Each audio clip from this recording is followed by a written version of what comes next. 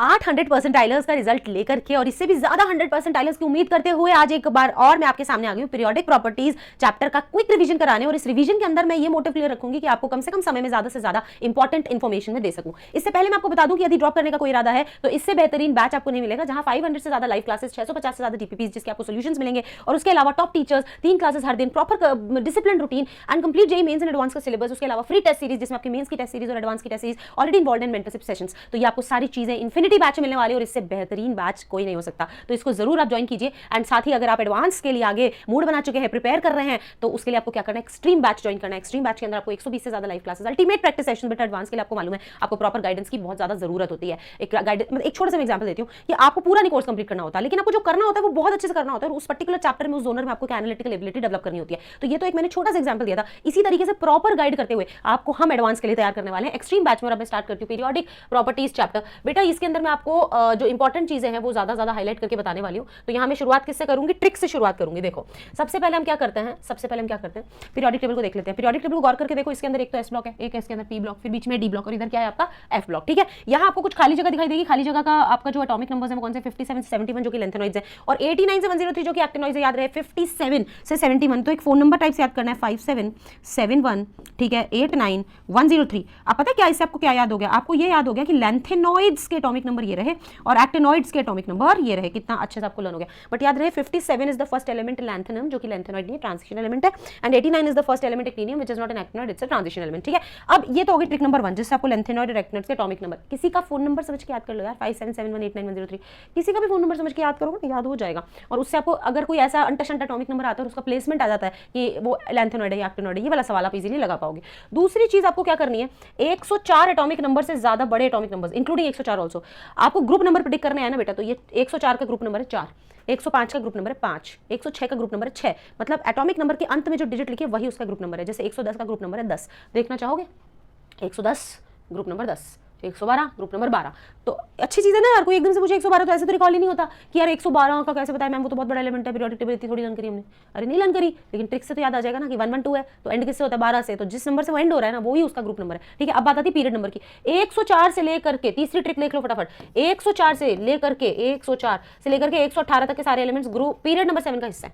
104 से लेकर के 118 तक के सारे एलिमेंट्स पीरियड नंबर 7 का हिस्सा है, पीरियड नंबर 7 के। 118 के बाद 119 आएगा। अगर कभी डिस्कवर हुआ, आप में से कभी कोई डिस्कवर कर देते हो बेटा, उम्मीद पे दुनिया कायम है, तो 118 अगर आ गया तो वो कहां आ जाएगा, 8वें पीरियड का मेंबर हो जाएगा और ग्रुप नंबर 1 से फिर वो वापस से साइकिल स्टार्ट हो जाती है। ठीक है, तो यहाँ कुछ इंपॉर्टेंट चीजें अपन ने करी है। उसके बाद नेक्स्ट स्लाइड पे चलते हैं। मैं बता दूं मोस्ट रिपीटेड क्वेश्चन टाइप्स कौन से हैं पीरियोडिक प्रॉपर्टीज में। इलेक्ट्रॉनिक कॉन्फिगरेशन पे सवाल बहुत पूछे जाते हैं, आइसो इलेक्ट्रॉनिक स्पीशीज फेवरेट है एनटीए का। उसके अलावा एक्सेप्शंस आपको याद कराने, तो एक्सेप्शन लिस्टिंग मैंने इस वाले पर्टिकुलर वीडियो में कर दिया है। पीरियड ब्लॉकिंग ग्रुप को डिटरमाइन करने के लिए देखो आपको इलेक्ट्रॉनिक कॉन्फिगरेशन लिखनी आनी चाहिए। इस वीडियो को देखने वाला हर बच्चा, मैं उम्मीद करके चल रही हूँ उसको कि उसको एटॉमिक कॉन्फ़िगरेशन लिखनी आती है, इलेक्ट्रॉनिक कॉन्फ़िगरेशन लिख रहा है। तो अब जो उस कॉन्फ़िगरेशन को लिखते वक्त जो वैलेंस शेल का नंबर कौन सा है वो पीरियड नंबर होता है। मैं एग्जांपल लेती हूँ मैग्नीशियम से। मैग्नीशियम जिसका एटॉमिक नंबर कितना 12 है, तो सपोज मैं इसकी कॉन्फ़िगरेशन लिखती हूँ 1s2 2s2 2p6 3s2। अब बताओ वैलेंस शेल कौन सा है, वैलेंस शेल है 3। तो वैलेंस शेल 3 है, इसका मतलब उसका पीरियड कौन सा हो गया, उसका पीरियड हो गया 3। ठीक है, थर्ड पीरियड का मेंबर हो गया कौन, मैग्नीशियम। तो इस तरह से पीरियड का पता लगता है। एक और एग्जांपल लेते हैं, जैसे कौन सा लो, स्कैंडियम ले लो। तो स्कैंडियम जिसका एटॉमिक नंबर 21 है, तो 1s2 2s2 2p6 3s2 3s2 3p6 4s2 4s2 और 3d1। ठीक है, तो ये एटॉमिक नंबर। अब देखो जरा, अब हालांकि आखिरी इलेक्ट्रॉन भले ही 3d में गया है, लेकिन वैलेंस शेल तो 4 है ना। अब इसको आसान तरीके से मैं और समझा सकती हूँ। आसान तरीका ये कि सबसे बड़ा डिजिट आप यूं अंडरलाइन करो, 1 2 2 3 3 4 3, सबसे बड़ा डिजिट कौन है 4, तो पीरियड नंबर 4 हो गया। 1 2 2 3, सबसे बड़ा डिजिट कौन है 3, तो पीरियड नंबर 3 हो गया। तो आप इसको और आसान तरीके से कर सकते हो कि सबसे इलेक्ट्रॉनिक कॉन्फिगरेशन लिखते वक्त जो सबसे बड़ा डिजिट है वही उसका पीरियड नंबर होता है। फिर आता है ब्लॉक। ब्लॉक पता कैसे पता लगता है, आखिरी इलेक्ट्रॉन कहाँ गया है। इस केस में 3s में गया तो s ब्लॉक, इस केस में 3d में गया तो d block. Actually periodic table के अंदर क्लासिफिकेशन कुछ इस तरीके से हुआ है कि लास्ट इलेक्ट्रॉन जिस भी सबशेल में जाता है वो ही उसका ब्लॉक होता है। जैसे अगर s में गया तो s ब्लॉक, d में गया तो d ब्लॉक, p में गया तो p ब्लॉक और f में गया तो f ब्लॉक कॉन्फिगरेशन। अब आता है ग्रुप नंबर की बारी। तो ग्रुप नंबर के रूल्स हर ब्लॉक के हिसाब से अलग अलग हैं। यदि तो वो एस ब्लॉक का मेंबर है, ठीक है, यदि तो वो एस ब्लॉक का मेंबर है, तो एस ब्लॉक का ग्रुप नंबर ये होता है कि इसके आखिरी सबशेल यानी एस में कितने इलेक्ट्रॉन है। एस में संभावना ही सिर्फ 2 की होती है, या तो एस में एक ही इलेक्ट्रॉन होता है या 2 होते हैं। संभावना ही सिर्फ 2 केसेस होते हैं, या तो एस विल हैव 1 इलेक्ट्रॉन और इट विल हैव 2 इलेक्ट्रॉन्स। तो उस केस में क्या होगा, अगर तो 1 इलेक्ट्रॉन है तो वो एल्कली मेटल हुआ, और अगर 2 इलेक्ट्रॉन है तो एल्कलाइन अर्थ मेटल हो गया, ग्रुप 1 ग्रुप 2, ठीक है। अब बात आती है कि पी के लिए क्या रूल है। बेटा पी के लिए रूल है 10 प्लस वैलेंस। पी के लिए मैं यहाँ लिख देती हूँ, पी ब्लॉक के एलिमेंट्स के लिए रूल है 10 प्लस वैलेंस। मैं एक एग्जाम्पल के थ्रू समझाती हूँ 10 प्लस वैलेंस का क्या मतलब है। एग्जाम्पल किसका ले, चलो कार्बन का ले लेते हैं, कार्बन का ले लेते हैं। कार्बन का एग्जाम्पल ले रहे हैं, कॉन्फिगरेशन 1s2 2s2 2p4। अब बताओ 2p2, अब बताओ इसमें वैलेंस इलेक्ट्रॉन कितने। एक कॉमन सी मिस्टेक है, करना नहीं वो वाली मिस्टेक की मैम 2p में 2 इलेक्ट्रॉन तो 2 वैलेंस। अरे बेटा नहीं नहीं, वैलेंस इलेक्ट्रॉन ये पूरे होते हैं जो कि वैलेंस शेल में है। ये न्यूक्लियस है ना, या ये पहला एनर्जी लेवल है, ये दूसरा एनर्जी लेवल है। अब तुम इसके अंदर इलेक्ट्रॉन्स की फिलिंग स्टार्ट करोगे तो ये 1s आ जाएगा 1s2, ठीक है, और ये क्या आ जाएगा 2s आ जाएगा 2s2 और 2p2। तो थोड़ी ना तुम कहोगे कि मैम सिर्फ यही वैलेंस है 2p वाले, तुम कहोगे ना सारे वैलेंस है। तो वैलेंस वाले 2, ये सेकंड वाले शेल के सारे इलेक्ट्रॉन वैलेंस होंगे। तो वैलेंस इलेक्ट्रॉन का कितना नंबर है 4, ठीक है, और 10 प्लस वैलेंस कितना हो गया 14, ठीक है, तो 14th ग्रुप हो गया। तो पी ब्लॉक का रूल है कि 10 प्लस वैलेंस, और डी ब्लॉक का रूल है लास्ट के 2 सब शेल्स के इलेक्ट्रॉन का सम करना है। जैसे कि अगर स्कैंडियम की हम बात करें तो स्कैंडियम में आखिर में 2 में कितने टोटल इलेक्ट्रॉन्स थे, 2 और 1 3, इसका मतलब वो थर्ड ग्रुप का था। डी ब्लॉक के लिए ग्रुप प्रेडिक्ट करने का ये तरीका है, थर्ड ग्रुप का था। सपोज तुम कर लो एक एग्जांपल और लेके देखें, let us take one more example जिससे क्लैरिटी आएगी। जैसे तुम ले लो मैंगनीज, मैंगनीज होता है 25 के लिए 1s2 2s2 2p6 3s2 3p6 4s2 और 3d5, ठीक है 3d5। अब देखो मेरी बात सुनो, यहाँ पे अपन को क्या करना है, मैं इसमें सारा ही कुछ बता देती हूँ। आखिरी इलेक्ट्रॉन किस में आ रहा है, डी में, तो ये डी ब्लॉक हो गया। सबसे बड़ा नंबर कौन है 1 2 2 3 3 4 3, 4 is the biggest number, period number 4 हो गया। पीरियड आपको सबसे बड़े नंबर से पता लगता है। ग्रुप नंबर, क्योंकि ये डी ब्लॉक का है तो इसका ग्रुप प्रेडिक्ट होगा आखिरी 2 सबशेल के इलेक्ट्रॉन को सम करके। लास्ट वाले में 5 है, सेकंड लास्ट में 2 है, ग्रुप नंबर हो गया 7, 5 + 2 7। तो इस तरीके से आपको डी का करना है, ठीक है। तो ये भी हम सीख गए, यानी कि अगर एस ब्लॉक का मेंबर है तो लास्ट सबशेल में कितने इलेक्ट्रॉन्स हैं, अगर पी में है तो 10 प्लस वैलेंस, और अगर डी में है तो लास्ट के 2 सबशेल्स के नंबर ऑफ इलेक्ट्रॉन्स को सम अप करना है। अब हम आगे प्रोसीड करते हैं। IUPAC नेम बहुत बड़े बड़े एलिमेंट्स का कैसे दिया जाता है, आप इन नंबर्स को याद करो। देखो 0 1 2 3 4 5 6 7 8 9, इसको करना है nil un bi tri quad pent hex sept oct enn, nil un bi tri quad pent hex sept oct enn. अब जैसे कोई पूछे 105 एटॉमिक नंबर है, इसका नाम क्या होगा, इसका नाम होगा अननिल पेंटियम, सिंबल होगा अननिल पेंटियम। कौन से ग्रुप में ये रखा जाएगा, कौन से ग्रुप में ये रखा जाएगा। अभी थोड़ी देर पहले आपको एक ट्रिक दी थी कि कौन से ग्रुप में ये रखा जाएगा, कौन से ग्रुप में ये रखा जाएगा, ये रखा जाएगा 5th ग्रुप में, 5th ग्रुप में, ठीक है। कौन से ग्रुप में रखा जाएगा 5th ग्रुप में, ठीक है। राइटिंग वापस से बिगड़ रही है, कोई बात नहीं, इसको ठीक करवाएंगे। 5th ग्रुप में ये रखा जाएगा। और पीरियड कौन सा होगा, पीरियड 7th होगा। पीरियड कौन सा होगा, पीरियड होगा 7th, ठीक है, पीरियड होगा 7, क्योंकि ये सारे 104 से 118 तक के सारे क्या होते हैं 7th पीरियड के मेंबर होते हैं। तो ऐसे अगर आपको कर दे कोई 108 तो अननिल ऑक्टियम, 109 तो अननिल इनियम, 100 तो अननिल निलियम, इस तरीके से इसको नाम दे सकते हैं। अब ये गब्बर फिर कैसे मरेगा पता है, कौन है, लिक्विड एलिमेंट्स। आपको याद पता है कैसे करना है, आपको ये स्लोगन याद करना है, निमोनिक याद करना है, गब्बर फिर कैसे मरेगा। अब गब्बर फिर कैसे मरेगा, गब्बर गब्बर गैलियम ब्रोमीन फिर कैसे मरेगा, मरकरी।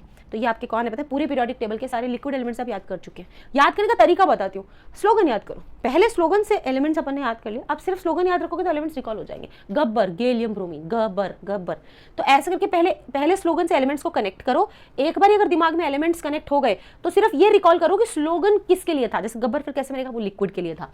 फिर आपके गैसेज में तो ना जाने फिर कल हो ना हो। अब आपको पता है क्या करना है, पहले स्लोगन के साथ ये एलिमेंट्स क्लब करने हैं कि ना जाने फिर कल हो ना हो। तो ये आपके सारे एलिमेंट्स आ गए। 2-3 बार इसको पढ़ो, ना जाने इज नोबल गैसेस, फिर कल हो ना हो, तो फिर में फ्लोरीन हो गया, कल क्लोरीन हो गया, मतलब हो ना हो, तो हो का तो कुछ है ही नहीं, ना हो का कुछ ना हो तो नाइट्रोजन हाइड्रोजन ऑक्सीजन। जैसे ही आपने निमोनिक के साथ में आपके एलिमेंट्स कनेक्ट होने लगे, अब आपको सिर्फ इतना ध्यान रखना है कि किस चीज का निमोनिक था ये। तो अगर आप कहेंगे गब्बर फिर कैसे मरेगा, तो लिक्विड का है। ना जाने फिर कल होना हो, या आपका गैसेस का है। ऐसे फिर आता है मेटलॉइड। मेटलॉइड आंटी तेरी सब्जी पूरी बासी। तो पहले तो इसको कनेक्ट करो, आंटी कौन है, एस्टेटिन है, टी आंटी तेरी सब्जी सब्जी पूरी बासी। तो एक बार इसके लिए प्रैक्टिस करो 4-5 बार, और जैसे ही ये एलिमेंट्स कनेक्ट होने लगे, स्लोगन किसका है, मेटलॉइड्स का है। तो जैसे लिक्विड एलिमेंट्स का क्या स्लोगन है, पहले ये ध्यान करो कि लिक्विड का क्या स्लोगन था, फिर गैसेस का क्या स्लोगन था, फिर मेटल अर्थ का क्या स्लोगन था। स्लोगन फिर याद करो, क्योंकि स्लोगन से एलिमेंट्स कनेक्ट करना आप एक बार सीख चुके हो। अब मैं आगे प्रोसीड करती हूँ। आइसोइलेक्ट्रॉनिक स्पीशीज क्या होती है बेटा? वो सारी स्पीशीज जिसके अंदर नंबर ऑफ इलेक्ट्रॉन्स एक जितने होते हैं वो आइसोइलेक्ट्रॉनिक कहलाती है। जैसे तुम नियोन का रेफरेंस ले लो, नियोन जो है उसमें 10 इलेक्ट्रॉन होते हैं और 10 प्रोटॉन होते हैं, ठीक है, 10 इलेक्ट्रॉन होते हैं और 10 प्रोटॉन होते हैं। तो अब अपन इसमें पीछे चलते हैं, नियोन से पीछे चलेंगे तो F माइनस आएगा, F माइनस से पीछे चलेंगे तो O2 माइनस आएगा, O2 माइनस से पीछे चलेंगे तो N3 माइनस आएगा। ये चार्जेस में किस हिसाब से लगा रही हूँ? इलेक्ट्रॉन मेरे को 10 करने हैं, इसके पास 9 थे, ठीक है। अरे मैंने 10 इलेक्ट्रॉन लिख दिया, एक सेकेंड, 10 इलेक्ट्रॉन और 10 प्रोटॉन, 10 प्रोटॉन, ठीक है। अब क्या करना है मेरे को? इसके पास 9 प्रोटॉन है और इलेक्ट्रॉन भी 9 है, तो मैंने एक एक्स्ट्रा दे दिया ताकि 10 इलेक्ट्रॉन कर दूं। इसके पास क्या है? इसके पास 8 प्रोटॉन है और मैंने 2 का चार्ज दे दिया ताकि मैं 10 इलेक्ट्रॉन कर दूं। इसके पास 7 प्रोटॉन है तो मैंने 3 का चार्ज कर दिया ताकि मैं इलेक्ट्रॉन 10 कर दूं। तो मुझे क्या करना है? नंबर ऑफ इलेक्ट्रॉन्स उतने ही रखने हैं। अब आगे मैं बढ़ती हूँ, उसके बाद कौन आता है? सोडियम आता है, फिर उसके बाद मैग्नीशियम आता है, फिर कौन आता है? एल्यूमिनियम आता है। चार्जेस क्या आते हैं? +1 आते हैं, +1 क्यों लगा रही हूँ मैं? ये लिख नहीं रहा है, एक second, just hold on for a second, it will start responding. Okay, तो ये हो गया अपना। तो ये जो सोडियम है इस पर कौन सा चार्ज लगाएंगे? पॉजिटिव। इस पर चार्ज लगाएंगे 2+, इस पर चार्ज लगाएंगे 3+, ठीक है। अब इनके पास प्रोटॉन कितने? इसके पास 11 प्रोटॉन है, इसके पास कितने प्रोटॉन? इसके पास 12 प्रोटॉन, इसके पास कितने प्रोटॉन? 13 प्रोटॉन। इलेक्ट्रॉन भी उतने थे, हमने निकाल लिए। जिसके पास 11 इलेक्ट्रॉन थे उसका 1 निकाल के हमने 10 छोड़ दिए। जिसके पास 12 प्रोटॉन थे, 12 इलेक्ट्रॉन थे, उसके 2 निकाल दिए, हमने 10 छोड़ दिए। जिसके पास 13 थे उसके भी हमने क्या निकाल लिए? 3 निकाल लिए, 10 छोड़ दिए, ठीक है, 10 छोड़ दिए। तो ये हमारा हो गया प्रोटॉन्स एंड इलेक्ट्रॉन्स का नंबर। तो ये सारी स्पीशीज आइसो इलेक्ट्रॉनिक कहलाती हैं। अब आपको 2 बातें आनी चाहिए, एक तो आइसो इलेक्ट्रॉनिक स्पीशीज कौन सी होती हैं, दूसरा आइसो इलेक्ट्रॉनिक स्पीशीज में साइज का ऑर्डर कैसे लगता है। तो बेटा there is a beautiful trick iso electronic species में साइज के ऑर्डर के लिए, there is a beautiful trick, और वो ट्रिक है size of iso electronic species is inversely proportional to atomic number. It is only valid for iso electronic species, यानी कि आप सब में ये करने लगे, ये रूल आप सब में लगाने लगे, ऐसे नहीं। एटॉमिक नंबर का इनवर्स होता है साइज और एटॉमिक नंबर आपस में इनवर्स होते हैं, ठीक है। अब आता है आयनाइजेशन एंथैल्पी पे। आयनाइजेशन एंथैल्पी वो एनर्जी होती है जो कि आपको लगानी पड़ती है सो दैट आप outer most loosely bound electron को एटम में से बाहर निकाल सको। तो अब क्या होता है, सक्सेसिव आयनाइजेशन करके फिनोमेना होता है कि आप एक ही एटम में से एक एक करके इलेक्ट्रॉन निकाले जा रहे हो, ठीक है। तो हर एक इलेक्ट्रॉन के लिए आपको एक्स्ट्रा एनर्जी की जरूरत पड़ेगी और एनर्जी की जरूरत पड़ेगी, बिकॉज हर एक निकलते इलेक्ट्रॉन के साथ में प्रोटॉन का नंबर फिक्स होने की वजह से इफेक्टिव न्यूक्लियर चार्ज बढ़ जाता है और न्यूक्लियस का control over the remaining electrons जो है वो इंक्रीज होता जाता है। जैसे क्लास में से एक बच्चा गया तो टीचर बाकी के बच्चों बाकी के जो रिमेनिंग स्टूडेंट्स हैं उन पर ज्यादा फोकस करने लगी कि यार एक चला गया, फिर एक और चला गया, तो और भी ज्यादा फोकस करने लगी। तो न्यूक्लियस भी हर एक इलेक्ट्रॉन निकलने के बाद में उसका जो इफेक्टिव न्यूक्लियर चार्ज है, उसका जो न्यूक्लियर चार्ज है वो रिमेनिंग इलेक्ट्रॉन्स में इक्वली डिस्ट्रीब्यूट हो जाता है, जिससे हर इलेक्ट्रॉन ज्यादा फोर्स ऑफ अट्रैक्शन फील करता है। तो आपके लिए क्या प्रॉब्लम आती है कि आप जो सक्सेसिव रिमूवल होता है इलेक्ट्रॉन का वो आपके लिए स्टेप दर स्टेप मुश्किल हो जाता है। पहला इलेक्ट्रॉन निकालना से ज्यादा मुश्किल होता है दूसरा निकालना, उससे ज्यादा मुश्किल होता है तीसरा निकालना, ठीक है। अच्छा, ये डेटा देख के हम वैलेंस इलेक्ट्रॉन का नंबर भी आइडेंटिफाई कर सकते हैं, जो कि जेईई में बहुत ज्यादा पूछा गया। अगर आप पीवाईक्यूज देखोगे तो जैसे देखो लिथियम का एग्जांपल देती हूं, आपको पता है ना लिथियम एक वैलेंस इलेक्ट्रॉन है। तो पहला इलेक्ट्रॉन तो इसने 520 किलोजूल पर मोल में दे दिया अपन को, लेकिन दूसरे इलेक्ट्रॉन के टाइम देखो महंगाई कितनी बढ़ गई, 520 के बाद सीधा 7000। जहां पे बेटा ड्रास्टिक मतलब महंगाई बढ़ जाती है वहां आप समझ लो कि उसके वैलेंस इलेक्ट्रॉन खत्म हो गए हैं। तो इसी से वैलेंस इलेक्ट्रॉन का आइडिया लगा लोगे कैसे, देखो 520 में दिया फिर 7000, आप समझ जाओ भैया एक ही था। 899 में दिया, 1750 में दिया, 14000, देखो ना कितना बढ़ गया। इसका मतलब इसके पास 2 वैलेंस इलेक्ट्रॉन थे। वैलेंस इलेक्ट्रॉन खत्म होते ही ये एकदम शूटअप कर देता है प्राइसिंग अपनी। 800 में दिया, 2400 में दिया, 3600 में दिया और 25000 यहाँ शूटअप हो गया, मतलब 3 थे। 1000 में दिया, 2000 में दिया, 4000 में दिया, 6000 में दिया, 37000, इसके पास 4 थे। सो आयनाइजेशन एनर्जी डेटा देख करके आप क्या आइडिया लगा सकते हैं, आप नंबर ऑफ वैलेंस इलेक्ट्रॉन का आइडिया लगा सकते हैं। उसके बाद कुछ एक्सेप्शंस याद करना बहुत ज्यादा जरूरी है, क्योंकि ज्यादा क्वेश्चंस एक्सेप्शन में से ही पूछे जाते हैं। तो बोरॉन फैमिली की जो आयनाइजेशन एंथैल्पी का ऑर्डर है वो बहुत इंटरेस्टिंग है, जिसको हम इस W के सिंबल से याद कर सकते हैं। W मतलब सबसे पहले यहाँ बोरॉन आएगा, फिर इधर एल्यूमिनियम, फिर ये गैलियम, फिर इंडियम, फिर थैलियम। तो अब आप देखो क्या है ऑर्डर है, सबसे ज्यादा बोरॉन, फिर थैलियम, फिर गैलियम, फिर एल्यूमिनियम, फिर इंडियम। ये हो जाएगा आपका boron, thallium, gallium, aluminium, indium, यानी बैंगन थैले में, गाजर आलू इन बैग। ये W से आप, क्योंकि बहुत एब्रप्ट ऑर्डर है ना यार, पहले सबसे ज्यादा बोरॉन का और फिर फर्स्ट एलिमेंट के बाद सीधा नंबर आखिरी एलिमेंट का आ रहा है, तो इसमें से सवाल पूछने की बहुत ज्यादा स्कोप हो जाता है। बड़ा इंटरेस्टिंग सा एब्रप्शन है, मतलब अगर एक्सेप्शंस को भाव देते हो तो इससे बड़ी एक्सेप्शन कहाँ मिलेगा। सो बैंगन थैले में यानी बोरॉन के बाद थैलियम आ गया, गाजर आलू यानी कि गैलियम और एल्यूमिनियम इन बैग, तो इन मतलब इंडियम से एंड हो जाता है। तो इस ट्रिक से आप बोरॉन फैमिली के एलिमेंट्स की आयोनाइजेशन एंथैल्पी का ऑर्डर याद कर सकते हो। फिर आता है 14th में, मैं आपको मेनली एक्सेप्शन ही याद करवा रही हूँ, बाकी तो आपको पता है कि ग्रुप वाइज आयोनाइजेशन एंथैल्पी घटती है क्योंकि साइज बढ़ता है, और पीरियड वाइज आयोनाइजेशन एंथैल्पी बढ़ती है क्योंकि साइज घटता है, तो वो मैं आपको बता दिया है, बट एक्सेप्शन याद करवा रही हूँ। लेड वाली फैमिली में देखो कार्बन, सिलिकॉन, जर्मेनियम, टिन तक तो ठीक है, घटनी चाहिए, घट रही है, साइज बढ़ रहा है तो आयोनाइजेशन एंथैल्पी घट रही है। बट अगर आप लेड में देखें तो आयोनाइजेशन एंथैल्पी बढ़ रही है, बढ़नी तो नहीं चाहिए थी ना यार, बढ़ रही है, क्योंकि वही अंदर फिर लैंथेनॉइड डिकॉन्ट्रैक्शन वगैरह हो जाता है वो सब चीजों की वजह से, तो आखिर में जाके लेड की बढ़ जाती है। एक तो ये याद कर ले। उसके अलावा आपका वैनेडियम कोबाल्ट एंड निकल, ये 3 एलिमेंट्स हैं जो आपको थ्री डी सीरीज में याद करना है कि यार सीरीज वाइज यानी पीरियड वाइज वैसे आयनाइजेशन एंथैल्पी बढ़ती है, लेकिन इनकी घटेगी देखना आप, इनकी घटेगी देखना आप। 656 से 650 हो गया, फिर उसके बाद में आयरन के बाद कोबाल्ट की बढ़नी चाहिए, घटेगी, आयरन की 762 है, देखो घट के 758 हो गई, फिर निकल की और घट गई। तो ये 3 है, वैनेडियम, कोबाल्ट एंड निकल, ये डी में हो गया। तो 3 मेजर एक्सेप्शन है जो आपको याद करना है। फिर भी मैंने आपके लिए प्यारे से नोट्स यहाँ बना दिए एक्सेप्शन लिस्टिंग के नाम पे कि बेरिलियम की आयनाइजेशन एंथैल्पी बोरॉन ज्यादा होती है। एक मैं आपको सेकंड और थर्ड पीरियड का वो भी बता देती हूँ बेटा, एक सेकंड, हाँ, जैसे आपका बेरिलियम से ज्यादा बोरॉन की होनी चाहिए क्योंकि इफेक्टिव न्यूक्लियर चार्ज तो बोरॉन का ज्यादा है, लेकिन होती पता है किसकी, बेरिलियम की ज्यादा है। लिथियम से बेरिलियम की ज्यादा, बोरॉन से भी बेरिलियम की ज्यादा, और फिर कार्बन की ज्यादा, फिर नाइट्रोजन की, और फिर ऑक्सीजन से भी नाइट्रोजन की ज्यादा, और फिर फ्लोरीन की। सिमिलरली आप थर्ड पीरियड में आ जाओ, थर्ड पीरियड में आपका सोडियम आ जाएगा, सोडियम के से मैग्नीशियम की ज्यादा, और एल्यूमिनियम से भी मैग्नीशियम की ज्यादा, फिर उसके बाद सिलिकॉन की बढ़ेगी, और फिर फास्फोरस की बढ़ेगी, और फिर आपकी जो सल्फर है उससे भी फास्फोरस की ज्यादा, एंड देन क्लोरीन। तो ये इनको आप अच्छे से याद रखना, इससे आपके फर्स्ट 4 एक्सेप्शंस जो है उसके कवरेज हो रही है। यहाँ जो ये वाले एक्सेप्शंस आए हैं, ये आए हैं रिमूवल फ्रॉम एस। इलेक्ट्रॉन जो है वो कहाँ से रिमूव हो रहा है, अगर आप कॉन्फिगरेशन देखोगे तो एस से रिमूव हो रहा है, क्योंकि बेरिलियम की कॉन्फिगरेशन होती है 1s2 तो लास्ट इलेक्ट्रॉन एस में है, और मैग्नीशियम 1s2 2p6 3s2 तो लास्ट इलेक्ट्रॉन एस में। तो बेटा एस में से इलेक्ट्रॉन रिमूव कर पाना कंपैरेटिवली डिफिकल्ट है, क्योंकि एक्स पेनिट्रेट ज्यादा करता है, X is more penetrated towards the nucleus than P, ठीक है। और ये इफेक्ट सिर्फ इमीडिएट एलिमेंट से कंपेयर किया जा सकता है, ऐसा ना करें कि मैम नोबल गैस में पी में से रिमूव हो रहा है और इसमें एस में से हो रहा है तो नोबल गैस को भी ये पीछे छोड़ देगा, ऐसा कुछ नहीं है। ये बेसिकली सिर्फ अपने से अगले वाले एलिमेंट को हरा सकता है, उसके आगे फिर इफेक्टिव न्यूक्लियर चार्ज वापस बढ़ जाता है, तो नॉर्मल ट्रेंड पकड़ जाता है वो। सिमिलरली यहाँ जो आपको एक्सेप्शन दिखेगा वो हाफ फिल्ड की वजह से दिखेगा, हाफ फिल्ड की वजह से दिखेगा। जैसे नाइट्रोजन 2p3 है और फास्फोरस 3p3 है, तो हाफ फिल्ड कॉन्फिगरेशंस में से आयोनाइजेशन मुश्किल है, फुल फिल्ड में से तो फिर मुश्किल होता है। तो ये आप याद रखें, इनमें चारों कवर हो गए। फिर आपका बोरॉन फैमिली का W बैंगन थैले में, गाजर आलू इन बैग, फिर कार्बन फैमिली में लास्ट में जाके बढ़ जाता है, और ये मैंने आपको बता दिया beryllium, magnesium, calcium, strontium, barium, radium में भी आखिर में जाके बढ़ जाता है। और फिर वैनेडियम, कोबाल्ट, निकल जो है, ये आपको मैंने ट्रिक बताई थी, वीना को नहीं देना पैसा, तो बेसिकली वो भी इसका। तो सारे एक्सेप्शन एक जगह लिख दे, इसको अच्छे से रिवाइज कर लेना। फिर आता है electron gain enthalpy. Electron gain enthalpy ना वो एनर्जी होती है जो कि आपको मिलती है अगर आप किसी एटम को इलेक्ट्रॉन दो, पर वो एनर्जी भी आपको तभी मिलेगी अगर उस एटम को इलेक्ट्रॉन की जरूरत है, यानी कि नॉन मेटल है वो। भाई फ्लोरीन को इलेक्ट्रॉन की जरूरत है, वो आपको दे सकता है एनर्जी, क्लोरीन को जरूरत है वो दे सकता है ना।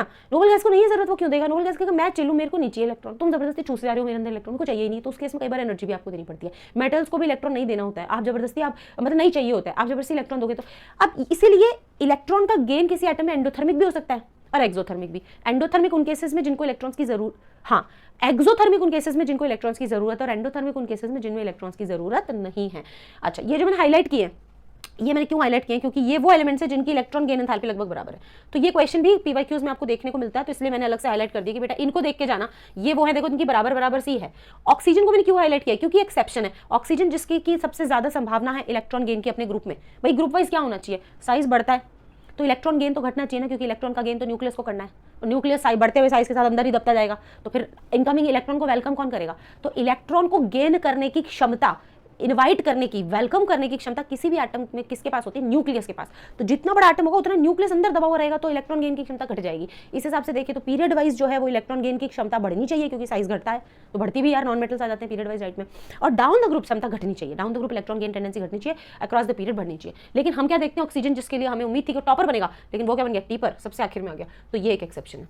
फ्लोरीन को हम देखते हैं, फ्लोरीन से भी हमें उम्मीद है यार कि भाई सबसे ज्यादा इलेक्ट्रॉन गेन करने की क्षमता तुम रखने चाहिए हो, क्योंकि तुम अपने ग्रुप में सबसे छोटे हो और तुम नॉन मेटल भी हो, हाईली नॉन मेटालिक हो। बट ये भी कहाँ आ जाता है? सेकंड नंबर पे। रीजन क्या होता है कि फ्लोरीन के अंदर जो आउटर मोस्ट इलेक्ट्रॉन्स के खुद के इलेक्ट्रॉन्स हैं, आउटर मोस्ट शेल के खुद के इलेक्ट्रॉन्स हैं, वो एक दूसरे को अच्छा खासा रिपल्जन देते हैं। वो रिपल्जन के कारण जो इनकमिंग इलेक्ट्रॉन है जो बाहर से आ रहा है उसको थोड़ा धक्का लगता है, और इसीलिए उसकी इलेक्ट्रॉन गेन की टेंडेंसी हल्की सी कम हो जाती है। मैं ये तो नहीं कहूँगी बहुत कम हो जाती है, क्लोरीन के करते हल्की सी कम हो जाती है। फिर आप ये देखो, आर्गन क्रिप्टन की बिल्कुल सेम है इलेक्ट्रॉन गेन की टेंडेंसी, और ये एंडोथर्मिक भी है। और हीलियम जो है उसकी कितनी है? +48। और हीलियम का भी एक्सेप्शन है कि पॉजिटिव में इसकी इलेक्ट्रॉन गेन एंथैल्पी पूरे इसमें सबसे कम है, तो ये सबसे नीचे लग गया, ये सबसे नीचे लग गया, और ये सेकंड नंबर पे लग गया। तो ये इंपॉर्टेंट है। एक और चीज ध्यान रखना बेटा, ऑक्सीजन के फैमिली के सारे एलिमेंट्स 150 से 200 के बीच में सिमट जाते हैं। फ्लोरीन के एलिमेंट्स 300 350 वाली रेंज के होते हैं। तो अगर इन दोनों में आपसी कंपैरिजन्स आ गए तो आपको मेरा ये स्टेटमेंट कंपैरिजन करने में मदद करेगा कि ऑक्सीजन वाले 150 200 के ग्राहक हैं, और ये फ्लोरीन वाले देखो 328 349 325 290 270, तो 270 तो इनका वो है जो सबसे यानी कि कम है फ्लोरीन फैमिली में। तो इस क्लास का जो बिल्कुल लास्ट कैंडिडेट है वो इस क्लास के सबसे टॉप कैंडिडेट से ऊपर का है। तो ये दोनों को याद रखना, मेरा स्टेटमेंट से आपको रिलेटिव फैमिली कंपैरिजन जो है एलिमेंट्स का, इन दोनों के एलिमेंट्स आ गए तो आपको ये याद रखना है, ठीक है। इधर देखो, इधर मैंने ये टेबल क्यों लगाई है ग्रुप 16 की, कि इलेक्ट्रॉन गेन एंथैल्पी की उम्मीद किससे थी भैया? ऑक्सीजन से सबसे ज्यादा उम्मीद थी कि ऑक्सीजन की सबसे ज्यादा, क्यों? छोटा है, इलेक्ट्रॉन की जरूरत भी है, नॉन मेटालिक भी है, तो तुम्हें तो टॉप करना चाहिए अपने ग्रुप में, लेकिन तुम आखिर में आ गए, ठीक है। वैसा आप में से कितने बच्चों के साथ हो रहा है? उम्मीद है कि तुम्हारे टॉप करने की और बैठे हो सबसे लास्ट में। मत करो ऐसा, ऑक्सीजन वाला काम नहीं करना अपने को। नेक्स्ट देखो, ग्रुप 17 के अंदर फ्लोरीन से उम्मीद थी सबसे ज्यादा, लेकिन उसका प्लेसमेंट भी क्लोरीन के बाद हुआ। पूरे पीरियोडिक टेबल में सबसे ज्यादा इलेक्ट्रॉन गेन एंथैल्पी किसकी होती है? क्लोरीन की। अब आता है बेटा ये एक इंपॉर्टेंट पॉइंट है, फ्लोरीन जो कि इलेक्ट्रॉन गेन में सेकंड पे प्लेस हो रहा है, वो बॉन्ड डिसोसिएशन के केस में उसका प्लेसमेंट जो है वो तीसरे नंबर पे है, यानी बॉन्ड डिस्प्लेसमेंट का ऑर्डर है, बॉन्ड डिसोसिएशन एनर्जी का ऑर्डर है। सबसे ज्यादा होती है क्लोरीन का बॉन्ड डिसोसिएशन एनर्जी, फिर ब्रोमीन की, फिर फ्लोरीन की, देखो डेटा 158, और फिर आयोडीन की। यानी यहाँ भी ये फर्स्ट आने चाहिए थे, सेकंड आए हैं, यहाँ ये फर्स्ट आने चाहिए थे, थर्ड आए हैं। ध्यान रखना, ये पूछी जाती है चीज़ें, पीवाईक्यूज देखने को मिल जाएंगे तुमको, आगे भी आ सकता है, तो इसको अच्छे से पढ़ना कि इलेक्ट्रॉन गेन एंथैल्पी पे fluorine is placed on second position and electron bond dissociation enthalpy में fluorine is placed on third position. ठीक है, उसका कारण है ये कि फ्लोरीन पास है ना, तो लोन पेयर रिपल्जन हो जाएंगे ना। तुम देखो, झगड़ालू बहुओं को जितना नजदीक रखोगे उतनी ही दूरियां बढ़ेंगी, लड़ा के डिवीजन करवा देंगी। ठीक है, तो अब ये लोन पेयर के आपस में झगड़ा करते हैं ना, तो इससे क्या होता है, जल्दी से बॉन्ड टूट जाता है, इसीलिए फ्लोरीन का यहाँ हो जाता है प्लेसमेंट, क्योंकि बॉन्ड डिसोसिएशन होता है कि energy required to break the bond, it can be broken easily because they are already fighting with each other, the lone pairs are already repelling each other, so the bond is broken very easily. ठीक है, उसके बाद यहाँ ये table मैंने क्यों लगाई है, क्योंकि एंडोथर्मिक वाले केस में हीलियम जिसकी उम्मीद हमें सबसे ज्यादा थी, तुम देखो सबसे कम है 116, 96, 96, 77, 68, 48, तो ये भी ध्यान रखना भाई, हीलियम एंड में आएगा। ठीक है, फिर एक है, ये मैंने ट्रिक भी बना रखी है, लेकिन तुम्हें अभी बता देती हूँ मैं, एम्फोट्रिक ऑक्साइड्स की ट्रिक है। सुनो जनाबे असली आली भी कर दो इसमें ऐड, AS2O3। सुनो जनाबे असली आली ने पंजाबी सॉन्ग बेकार गाया, 5-6 बार दोहराओ, सुनो जनाबे असली आली ने पंजाबी सॉन्ग बेकार गाया, सुनो जनाबे असली आली ने पंजाबी सॉन्ग बेकार गाया। ये कौन है? एम्फोट्रिक ऑक्साइड्स है।